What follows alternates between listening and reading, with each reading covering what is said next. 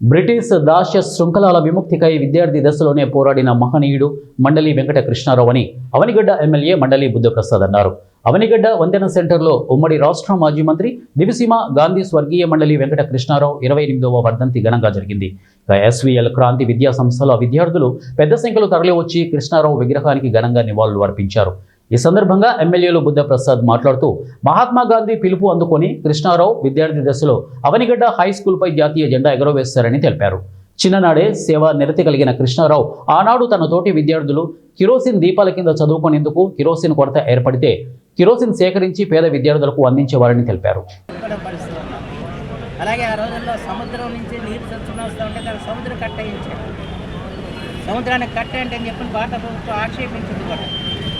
ఆ సముద్రం కట్టే వాళ్ళ శిథిలావస్థ చేరింది. అందుకని ఆయన ఏ పని చేశాడో ఆ పనిని మళ్ళీ పునరుద్ధరించడమే వాళ్ళ ఆ పని అయింది తప్ప కొత్తగా నేను ఇక్కడ తెచ్చి చేయాలని చెప్పిన ఆలోచన కలగటానికి వీలేని విధంగా వాళ్ళ ప్రభుత్వాలు గత 5 సంవత్సరాలుగా ధ్వంసం చేసిన పరిస్థితులు. ఇవన్నీ ఎట్లా పునరుద్ధరించాలో ఈరోజు ఇప్పుడు నాకు అర్థం కాని పరిస్థితి.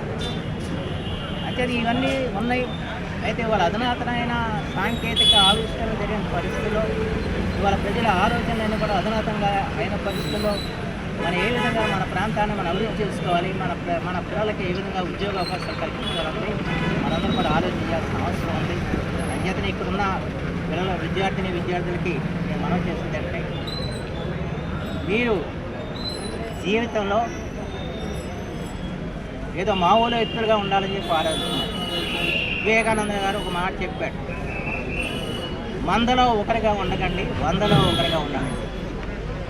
ఆ ఆలోచనతోనే ఆయన పండ్ల కృష్ణారావు అంత ఎత్తు ఎదిగారు. లేదా మనం కూడా ఏదో మామూలుగా ఆయన మీకు తెలుసు, ఆయన తెలుసు చాలామందికి కొన్ని విషయాలు చెబుతారు. అంతే ఉప్పుని గురించి లేకపోతే దీని గురించి.